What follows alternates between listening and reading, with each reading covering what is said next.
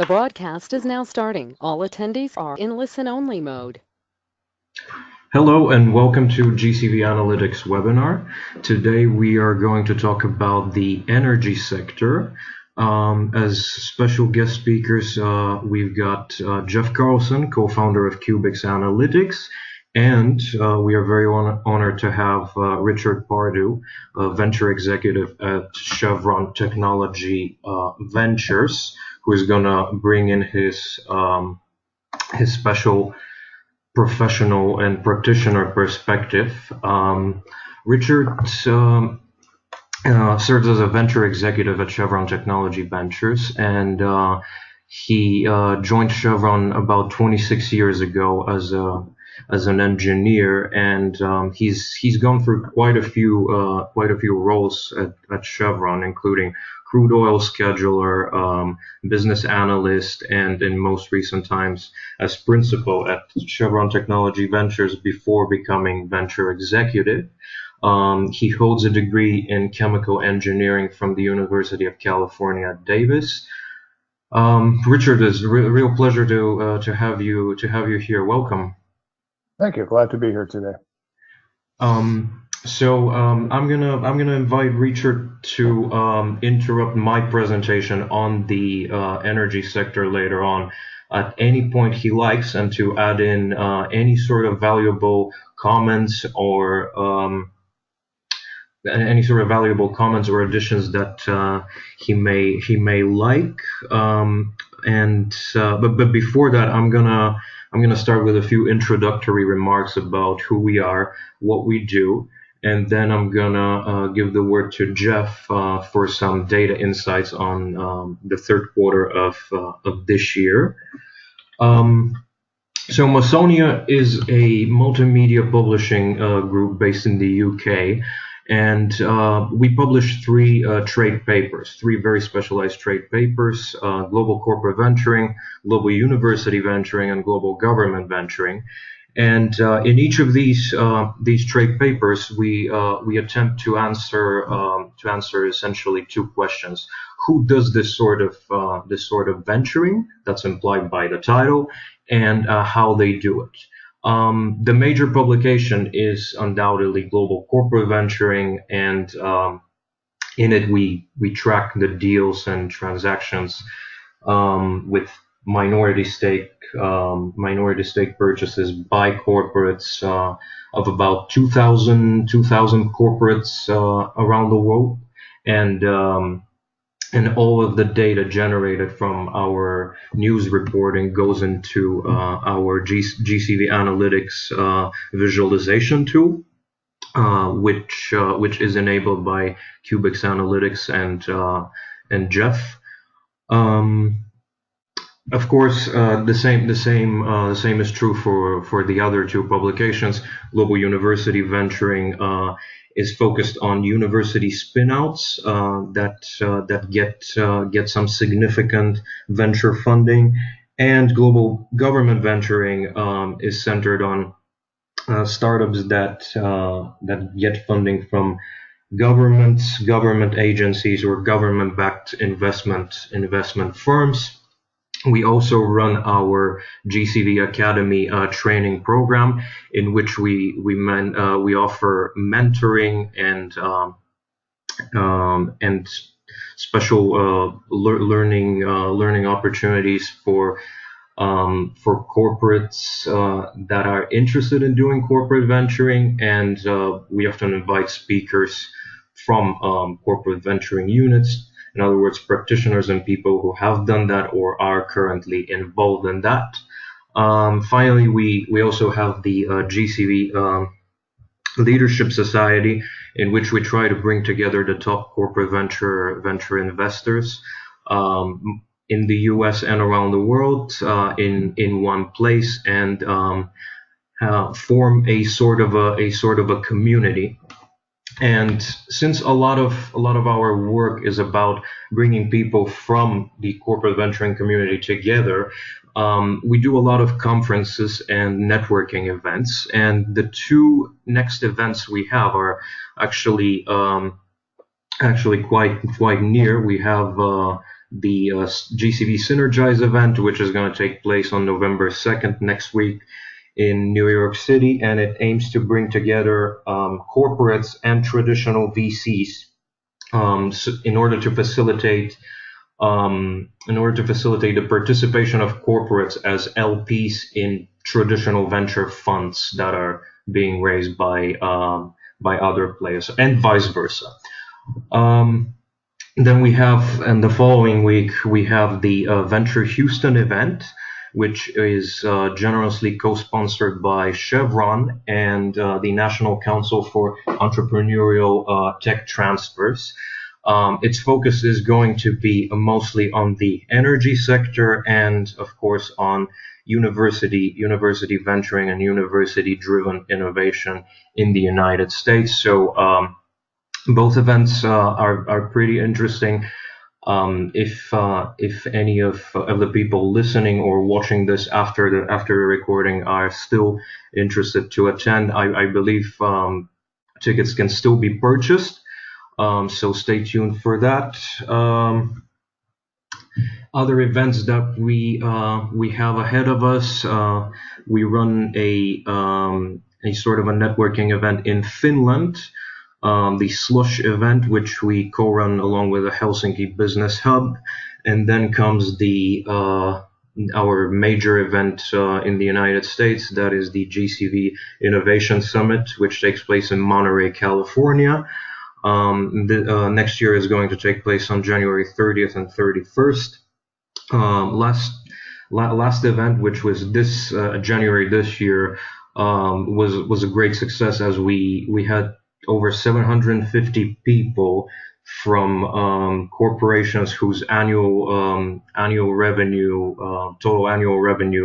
amounted to over $6 trillion. So it was a resounding success in terms of representation of the community and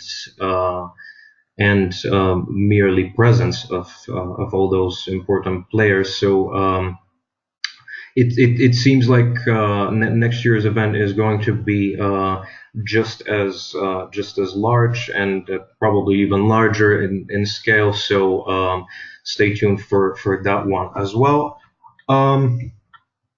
If you're interested more in learning about GCV Analytics, which is enabled by Cubics, our partners from Cubics Analytics, and Jeff, who's going to speak in just a little bit, please check out www.gcvanalytics.com. And if you want to know more about us in general and what we do, please feel free to email us at info@globalcorporateventuring.com. Now I'm going to give the word to Jeff for some valuable insights from our GCV Analytics data on the third quarter of this year, as this year has been one of significant growth in the venturing world in the U.S. and around the world. I'm pretty sure Jeff's insights are going to be pretty interesting. So Jeff. Great, thank you, Callahan. Hello, everyone. This is Jeff Carlson, as he mentioned, Jim Carlson, co-founder of Cubics Analytics. And what I'm going to talk a little bit about is sort of the macro trends and what's been going on through Q3 of 2018. So I'm going to take you back over the last few years and kind of compare what we've seen most recently and how that relates to what's been happening, in prior years. And with that, there we go. So first, the slide. It's a little slow in the. Okay, now get back. Talking about dollars that have been invested, and when we talk about CVZ investments, I want to make sure everyone understands what we're talking about. We're talking about investments in which there's at least one corporate that's participated in that investment, or likewise, when I'm talking exits, same thing. There's at least one corporate that's participated in that. So this is not the entire picture of all the VC investment world, but it's really what, investments where there's been a corporate involved. So if you look at the top, the green line, that's showing year to date through Q3 of 2018 numbers in terms of dollars, total dollars invested. And you can see even through Q3 of 2018, we're already ahead of prior 6 years, just through the third quarter. Likewise, on the bottom, you're seeing the number of deals, and you can see that's a pretty high number. That's somewhat been fairly flat the last few years. But if I now, instead of looking through Q3, what if I annualize those numbers and look through, if we stay on that track, where would those numbers be at the end of the year? And again, this is an assumption, but this assumption is if what we've seen in the first 3 quarters continues through the 4th quarter, we would be up to almost $170 billion of investments with corporate participation. Again, that's not necessarily the amount corporates have invested, but it's, you know, the total invested where corporates have participated. $170 billion. Compare that to where we were back in 2012. It was a tenth of that. Likewise, the number of deals would be close to 3,000 investments. That's up by a factor of 3 from where we were back in 2012. So, again, we're on track for another record year of investments. It's a significant increase over the $116 billion last year, up to almost $170 billion this year. And as I mentioned, it's significantly up over the last 6 years. So that trend is holding pretty true. That the corporates are getting more and more involved, more and more active, more money, more investments around the globe.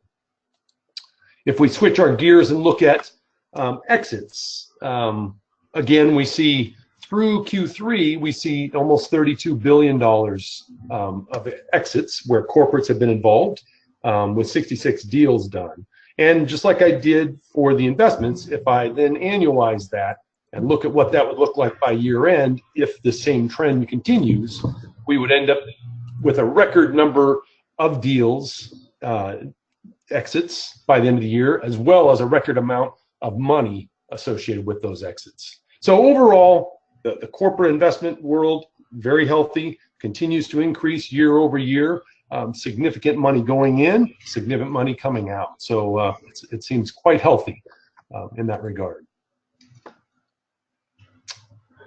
This slide takes a bit to explain. So what I'm showing here is the average deal size through these years.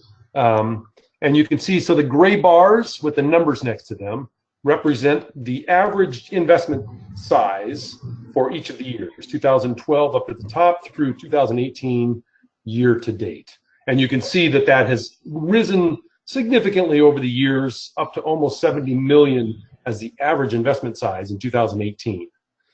Now, the different colored bars represent the regional components that make up that $68 million average. In North America, you can see we're at just shy of 50 million, which is up somewhat over the last few years. But the one that really stands out is this Asia one, which has gone up significantly every year. So the height of the bar represents the average deal size for each of these regions. The width of the bar represents the relative number of deals in each case. So you can look at, for instance, here you can see this bar width is about twice what Asia is. So this contribution factor to the 68 million, has about twice the weight of what the Asia one does. But that Asia at almost 160 million average is really pulling this average up quite a bit from the less than 50 million in North America up to almost 70 million. So interesting trend. Still continue to see more money going into Asia, China in particular, but there's other countries within Asia that are getting more investments, and the dollar size is going up as well. Now, I should caveat this. One of the things that there's some question about the numbers in Asia and in China in particular. So some of these numbers you got to take a little bit with a grain of salt, but I'd say overall the trend is probably still the case where it's going up significantly. Whether or not this is the actual number or not, that's another discussion we could have at another time. So what sectors and what areas, let me go on to talk about the sectors and areas that people have been investing. Sorry, there's a little bit of a lag here on the, I'm trying to get back to where I was.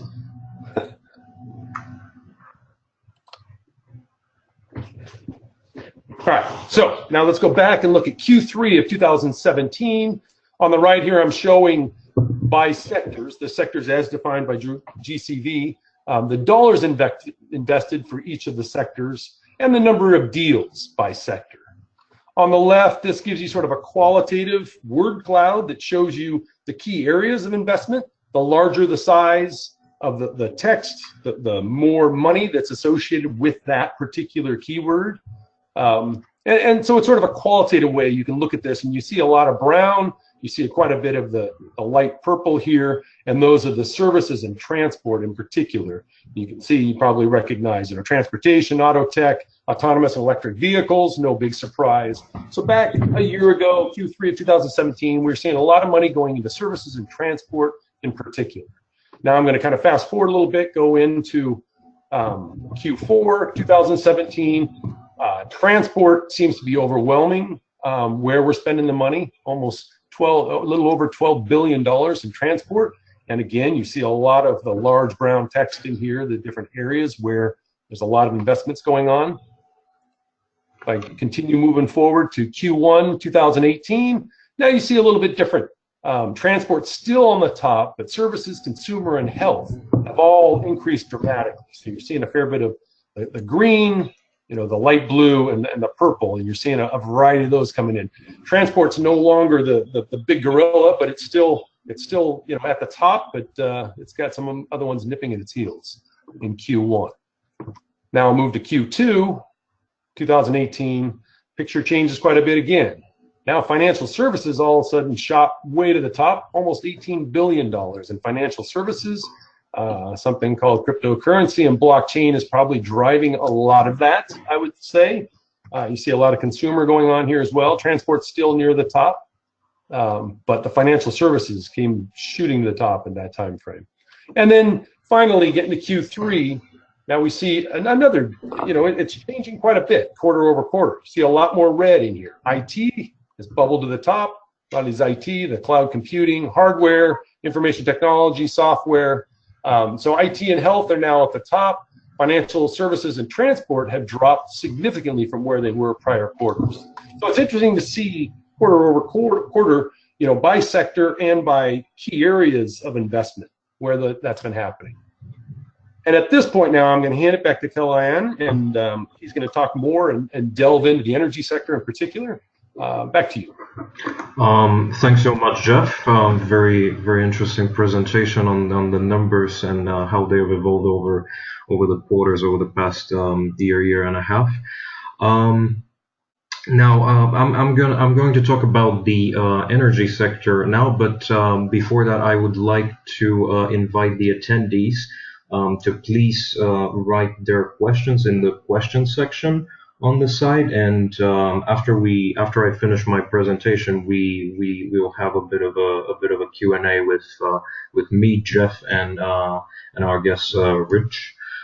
And once again, Rich, feel free to interrupt me at any point to make any comments that you think might be valuable and interesting along the presentation. So let's get right to it. First, what do we understand by the energy sector at Global Corporate Venturing when we review that sector? According to our definition, it encompasses renewable energy and renewable energy technologies, energy storage and management technologies, oil and gas technologies and applications, energy software and analytics, grid and power supply technologies, and other energy tech and applications such as water treatment and water tech, for example. If we look at general trends in this sector, the energy sector is really the driving force and the driving fuel of essentially all economic activity in any modern day economy. But it always comes along with quite a few concerns about the environment, concerns about sustainability, and concerns about living in a greener and cleaner tomorrow. So the sector is experiencing a profound change in the mix of energy sources that are being tapped into and used. And renewable energy sources are beginning to gain real weight and real importance. And this has been made largely possible thanks to declining capital costs associated with renewable energy technologies. And this is not necessarily just a Western-centric phenomenon. It's not something that happens just in the EU or in the US. China was responsible for much of that growth in 2017. Half of the solar power in the world was installed in half of the new solar power in the world was installed in China last year. And here I've actually included a quote from one of the energy reports, which says, solar power rose to record prominence in 2017 as the world installed 98 gigawatts of new solar power projects, more than the net additions of coal, gas, and nuclear plants put together. So this is very significant, and this quote just lets us see the future impact we will expect renewable energy as an additional source within the mix of energy sources to have.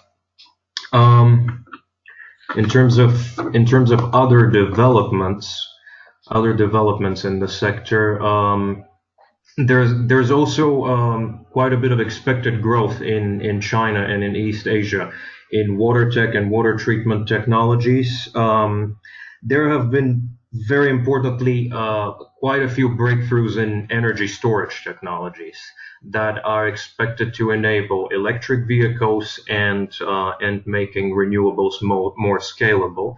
One example is the battery pack costs that went down to $230 per kilowatt hour in 2016.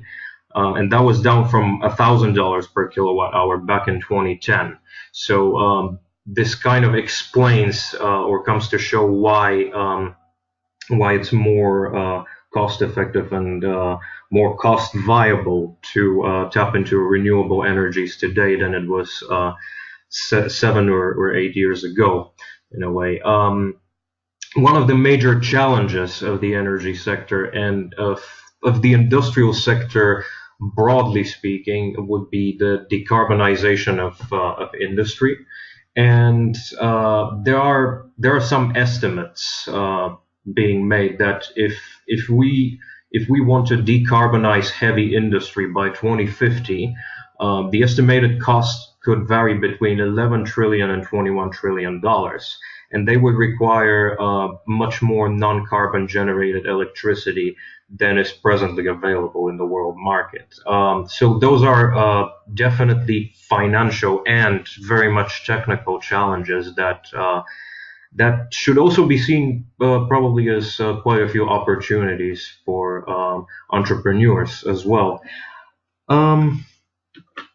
If we look at the oil and gas subsector in particular, it's currently mostly optimistic. It's kind of swept with optimism as the oil price has recovered from the slump a few years ago. But there are some experts and some analysts who suggest that it may be headed for a supply crunch. The usual moves of asset rationalization and process optimization to reduce costs among oil majors continue to remain crucial. And Rich, perhaps you might wanna add in something here, as you've worked as an engineer as well, not just as an investor. No, I mean, I think all of the statements that you make are sort of consistent with sort of a broader energy industry view of what's going on. I mean, you talk about the growth of the variety of alternative power sources, but I mean, most of any of the forecasts are still showing that, still half of the power going out to 2040 and everything else is probably going to still be some sort of a petro, oil, or gas based going forward. So it's not a nature of, I think, energy being replaced. Energy sources have always been in transition. You go back through history and you look at what was burned or what was consumed for energy in the past, and there's always been a transition to different and more efficient sources of energy going forward. That trend is always obviously going to be continued, and we obviously see that focusing specifically on this area here. I'm not really able to comment on a supply crunch, but certainly we're going to need all the energy that we can to sort of supply what we need into the future. And, there are two ways of getting that. One is more energy sources. The other way is to get more energy efficiency. And obviously, would like to work and invest on both of those aspects of the solution. I see. So fossil fuels are, of course, here to stay for much longer. But you do agree that the energy mix is becoming more diverse, so to speak. Yes. Mm-hmm. Yeah. No, and I'd probably say you look at most of the things, you're probably going to see things like sort of the heavier. Let's say coal being replaced by other sources while gas still contains a role and things like that. You're not going to see, when you talk about, hydrocarbons, I think we have to sort of be fair and talk a little bit about the different classes that they could be in: heavy oils, coal, whether it's natural gas, because they all have a different impact on a variety of things. So it's probably better to make some distinctions rather than just paint everything under a broad brushstroke of, traditional fuel sources, but probably look a little bit at the specifics to see what are the most efficient changes or what are the changes that are coming down the road. I see. Okay. Thanks for that. In terms of electric power utilities, those sort of companies are also feeling the change of the power generating fuel mix, and they are currently dealing and are increasingly expecting to deal more with certain arising challenges in given geographies, such as grid defection of customers and that sort of thing. So they will probably have to adapt to those changes. On the consumer end of things, energy consumption is also becoming smarter, thanks to various types of applications, thermostats, and that sort of thing that consumers are increasingly starting to use in order to rationalize their energy consumption, rationalize their carbon footprint, or even just rationalize their monthly bills, quite frankly. So if we look at what's happened in the corporate venturing arena, we tracked 80 deals backed by energy corporates between September last year and August this year. But this figure, I should mention to all the viewers that this figure should be taken with a bit of grain of salt, because energy corporate investors tend to be quite discreet and conservative in terms of disclosing publicly a lot of their investments. So at best, this could paint a faithful picture by being just a good sample of the total. So I feel like it's important to mention that to all of our viewers. And in terms of, and if I could interrupt, maybe I'm stealing a statement you have. I think the other important thing to note here is that energy corporates don't invest in just energy. You can just see from the different colors and the different sections here that it is across a rather broad range of technologies that energy corporates will tend to invest in. That certainly is true for Chevron, and I'm sure it's true for some of our partners out there as well. Yeah. Yes, definitely. Definitely. Corporate energy corporates do not focus exclusively on energy. They focus on a much broader range of technologies that may have disruptive impact, as Richard just mentioned. In terms of geographical distribution, from what we could see on this map, the number one geography was the United States, and the second one by number of deals that we tracked and reported on was the UK. In terms of the sort of investments that energy sector corporates make, there's obviously quite a few made within energy startups, but there's also quite a few from the transport sector, as the rise of electric vehicles may potentially disrupt a good chunk of their traditional business. Obviously, energy corporates are quite interested in that. With the rise of Internet of Things, there are also quite a few investments in IT applications, things like big data analytics and that sort of thing, and also in other industrial applications such as advanced materials that could be used for more practical purposes on the field, so to speak, among other things and among other sectors, naturally.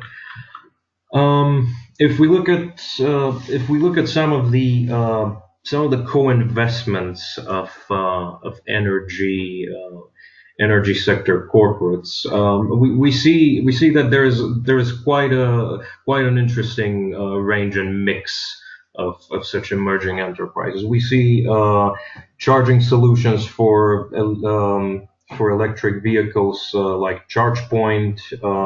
We see lithium-based energy storage technologies like Sonnen, energy management systems like SunVerge, wind energy tech developers like United Wind and Kite Power Systems.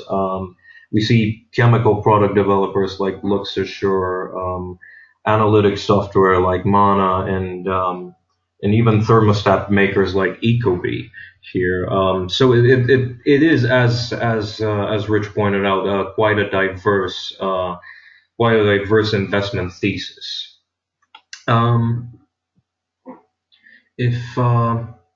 If we look at the evolution of investments made by energy corporates on a year-on-year basis, we see that they went up from 2016 to 2017, both in terms of deal numbers from 55 to up to 78, and even more so in terms of the total dollars involved in those rounds, meaning total dollars committed by the entire syndicates, not just by the corporates. So that figure went up from 925 million, an estimated 925 million, to over 1.7 billion last year, and this year we already, in terms of the deal count, we've already pretty much reached the level of 2016, and those 53 deals are worth more than 1.4 billion dollars. So we are expecting them to grow a little further by the end of December, but that remains still to be seen.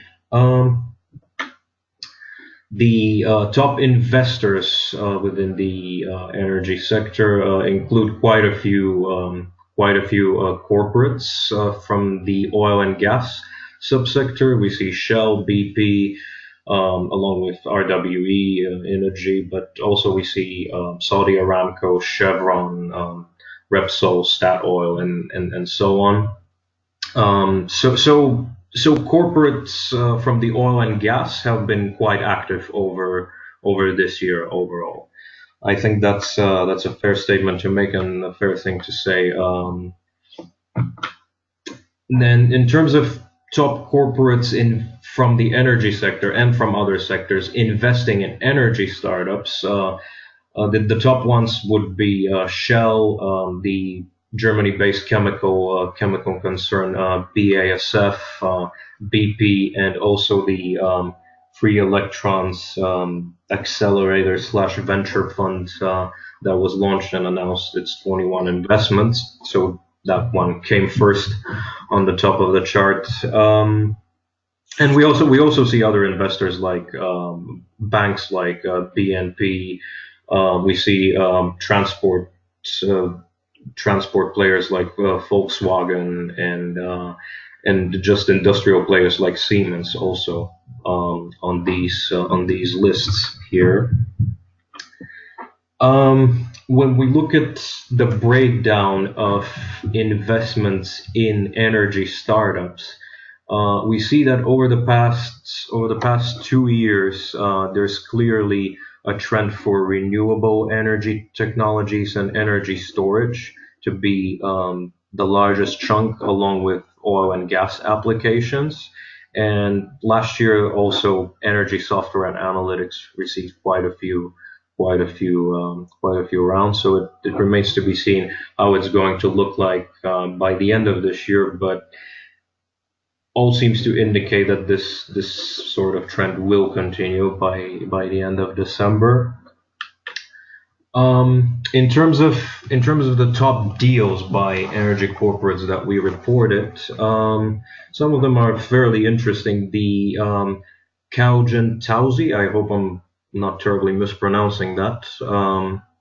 This is a China-based fintech platform offering a wide variety of financial products, which was backed by Geojade Petroleum, which is a China-based oil and gas service provider. Then we had the US-based electric scooter company Gogoro, which raised a 300 million Series C round, and it was backed by energy company Engie, along with other corporates like Sumitomo and electronics manufacturer Panasonic. We saw BP invests 200 million in solar power and project developer Lightsource, which is based in its home country, the UK. Now I'm not going to go into details about the rest of the deals. Anyone could look up more detailed descriptions in the October issue of GCV in my piece on the energy sector, and I highly encourage everyone to do that. In addition to deals, we also try to track exits that involve corporate investors, whether as exiting investors or sometimes even as the acquirers of a specific startup that has reached that mature sort of stage. However, for the energy sector, we've tracked very few. We tracked 5 over the past year. Well, between September and last year and August this year, and there were 4 acquisitions and one IPO. So this is something fairly common for energy. Exits of energy corporates, and I would suppose this is due to the capital. This is mainly for 2 reasons. The longer investment horizon of companies they invest in, of the majority of companies they invest in, and the higher capital and development requirements. I don't know, Rich, what would you say on that and on exits that you guys have had? As Chevron is actually one of the oldest corporate venturing units. Yeah, no, I mean, you're right. I mean, we've been in the game since 1999, as it were, so have about almost 20 years of experience and have seen cycles generally all through the place. And I was going to say I'm a little bit surprised, but we all notice that, at least on the investment, that there was certainly a big strong dip of investments in 15 and 16. And I think we have to put against that sort of the oil price climate that was in existence at the time.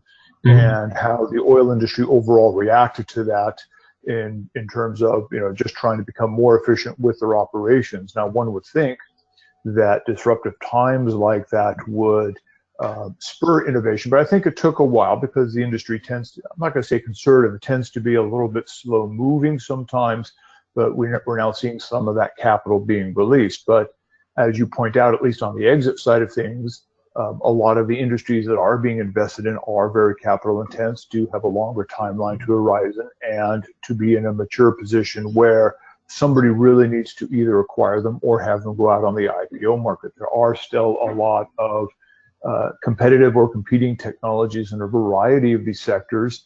So there may be a little bit of wait and see by potential acquirers to see which ones are the best acquisition targets. There may just be waiting for markets to mature a little bit, to become a little bit more sustainable so that they can live on the IPO market. So I think you are quite right with just the nature of the investments that are made would have that longer timeline horizon. It's it is venture capital, but it's not what, let's call it the traditional IT market, where you invest in 1 year and you're out in 2 years just because of the rapid growth that can be acquired for an iPhone app, for a consumer app, or for a piece of software. A little bit more time, a little bit more patience is probably required when investing in an industrial sector, and especially in the energy sector. Right. So thanks for adding that information in.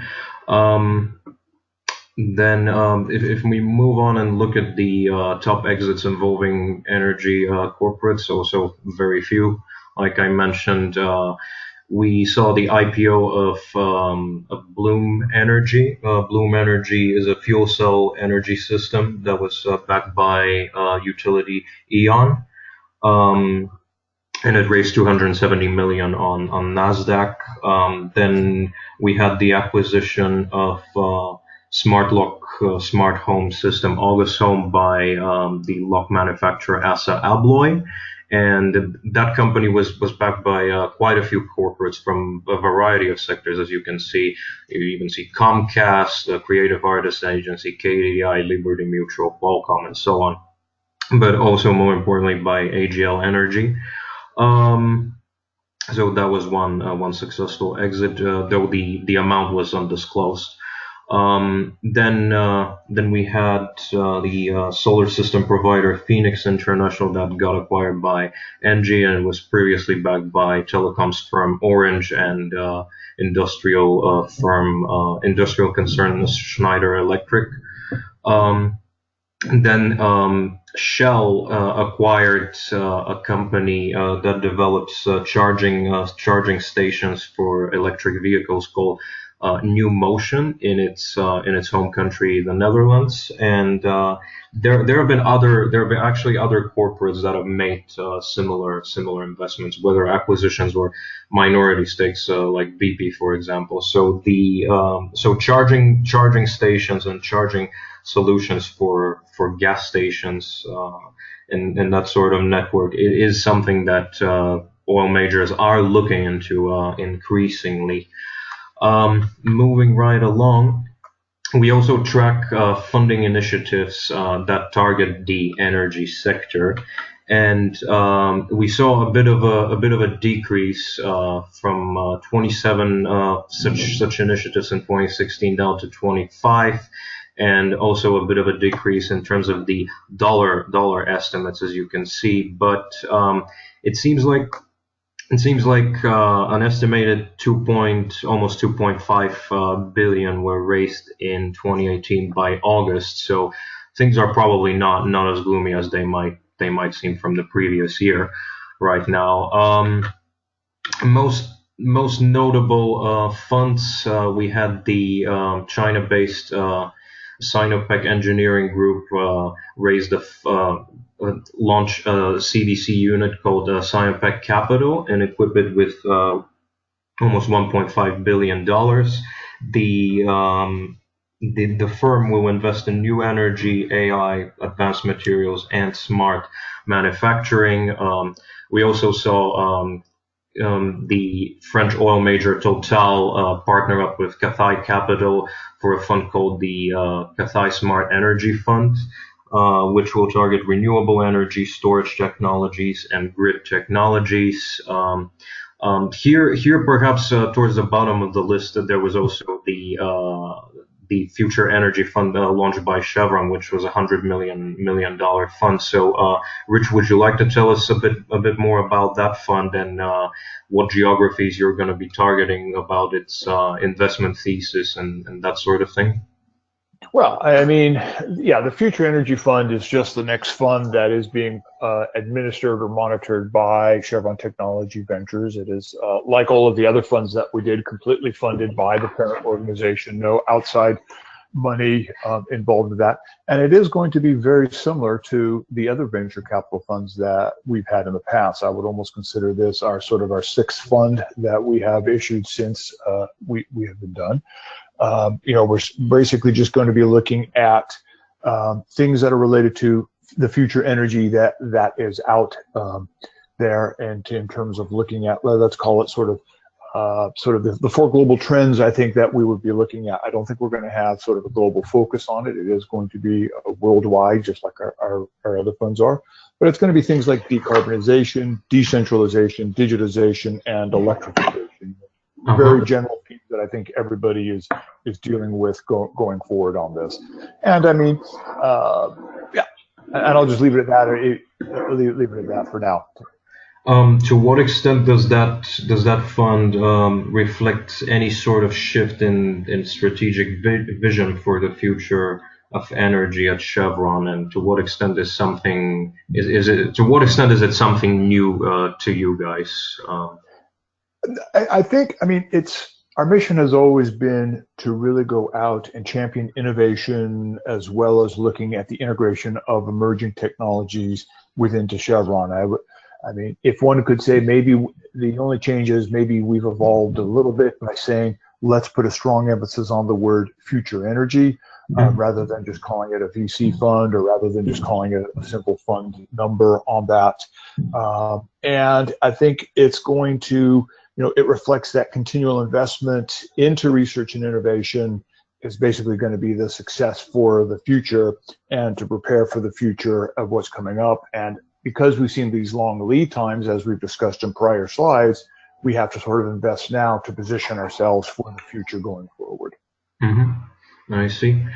I'm just gonna continue with the presentation. I'm gonna try to finish out, because I know you have to leave at 6:30 UK time, depending on. So I'm gonna try to be as quick as possible, so we could have a bit of a Q&A, and if anyone from the audience would like to ask a question, they're more than welcome to. So in terms of, very quickly, in terms of government and university venturing investments in the energy sector, we see that the deal flow in university spinouts dealing with energy remained more or less stable from 2017 to 2018. Actually, for 2018, it's almost reached the level of last year, so that's somewhat promising. Then, in terms of the value estimated of these deals, there is a significant increase in 2018, as you can see. So that's also fairly promising. And in terms of government-backed energy investments, they remained also stable between 2016 and 2017 in terms of the deal count. Now, it was a slightly different picture in terms of the total dollar amounts involved. A huge difference between 450 million estimated for 2016 and over 2.7 billion in last year. But this year does seem to be doing fairly okay for now. So we'll see what happens by the end of December. And that sort of concludes my presentation on the energy sector. Rich, I would like to ask you a few more questions before you have to leave. What do you think could the oil and gas industry be doing more in the low carbon and renewables space? I mean, it's hard to say. I don't know what you mean by doing more. I think one of the key statements that we've often did, and Chevron has investigated alternative fuels. We've done so in the past. We actually, I don't know if people remember this, but back about I think it was about 7 years ago, we actually sponsored and invested in a series of hydrogen fueling stations, both in Florida and in California, to try to look at alternative fuel. I think a lot of our findings there is alternative energy has to be profitable on its own, or has to make sense on its own, and can't always necessarily be a business decision that's funded by subsidy or artificial business conditions. They have to sort of stand on their own. I think you've identified some of the factors that are driving a greater adoption. The lower capital cost, the scale is starting to become more involved in the industries, and the costs are becoming more competitive. So I think what all of these industries can do. And I think there's been a large effort. I'm surprised you didn't mention the oil and gas climate initiative, of which, what is it now, 13 oil and gas. That's my next question, actually. Okay. Where you're seeing that there is a lot of sponsorship, both through the individual member companies in that, because a lot of the members in that also have strong corporate venture arms. So you're seeing this multi-angled or this multi-thrust approach as to what can be done to support all of these efforts going forward. Yeah. So my next question that I had prepared was actually completely related to the oil and gas climate initiative. And so how do you think can there be more collaboration with governments through initiatives like that one, in terms of overall long-term goals for a greener and cleaner tomorrow? Yeah, I mean, I think if you look at the history of sort of the energy sector overall, I mean, multinational oil companies have always been working in collaboration with local governments for a variety of their business needs. Also, a lot of the projects that we do in the traditional sense of, are very rarely run by a single company. They've always been collaborative efforts. I think industry and government both will just continue to work going forward as we have in the past, looking at energy solutions, and continue to collaborate going forward. I think everybody's just got to come to the table and collaborate, and I think there is a desire on both sides to do that, and we will see that naturally occurring going forward. Okay, and in terms of the oil and gas tech sector, the oil and gas subsector, as we kind of mentioned during the presentation. So most of the investments in such startups normally are aimed at reducing costs or helping bring about some production efficiencies. So what have been the most interesting emerging technologies that you and Chevron has been seeing, investing in, or considers investing in? With that, I think, yeah. Yeah, no, I mean, I think there is, obviously there are interesting technologies related to sort of just the whole business of getting energy out of the ground, whatever that energy out of the environment, whatever that environment is.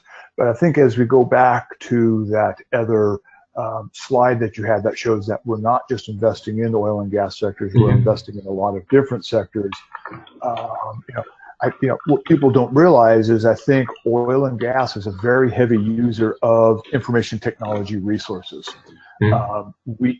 I would say that with seismic data, we were in big data before it was a buzzword.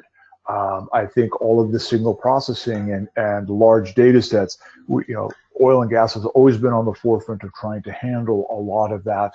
And we do find quite a lot of innovation in the IT space. And one of the things that we like to help do with a lot of these startups is when they have an interesting technology, how does that best fit into sort of large multinational or large enterprises, as opposed to sort of your small size or your mid-size traditional corporates that one would do. It's a completely different scale when sometimes you deal with some of the data sets that we have, or some of the corporations the size of some of the larger multinationals that are out there.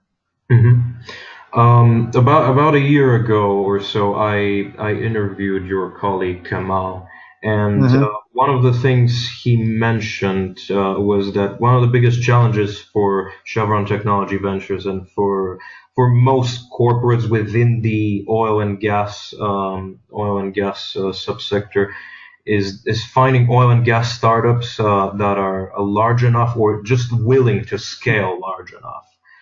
So you guys launched the Catalyst program about a year ago or so, and I was wondering if you'd want to share what the results of that program have been and how that's generally going. Yeah, and I think a way that we would phrase that is, when we traditionally invest in a startup company, we would like it to have an advanced prototype or something that we can bring into the lab or into the field and actually trial out. But that's call it a late A or a Series B. What is feeding the front end of the pipeline? How do we get companies to a position where we can actively engage on an investment discussion without encumbering them with a lot of paperwork, legalese, and things like that? And that was the genesis of the Catalyst program.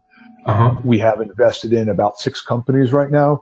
It's generally, because it is a milestone-driven program, there has been some good success as these companies are now making progress. We're helping, we give them a roadmap, a mutually agreed roadmap that helps them get into a position where they may add a few features, they may add some certifications, they may expand the capability of their technology in order to become a product that might be used overall. So I think it has been a success on both sides of, for both the 6 startups that we've been involved with, as well as for Chevron doing that. And we're always on the lookout for, other companies that might be candidates for our program there as well, to see what we can do to nurture them going forward as well. All right. That concludes my questions. I don't see any questions submitted by the audience, so I guess we could really wrap it up for today. So thank you very much for being on this webinar, Rich. We very much appreciate your professional and practitioner perspective here. Jeff, thanks very much for your insights on the data. And thank you. And yes, for our attendees and subscribers, the next webinar is going to take place sometime during the 3rd week of November, and is going to deal with the financial services sector. The date is not set yet, but please stay tuned for that. The recording of this webinar will be sent out to everyone who had subscribed for it, even if they have not been able to attend. And it will also be uploaded on our YouTube channel. So thank you very much, everyone, once again, and have a good day. Thank you. Bye. Bye.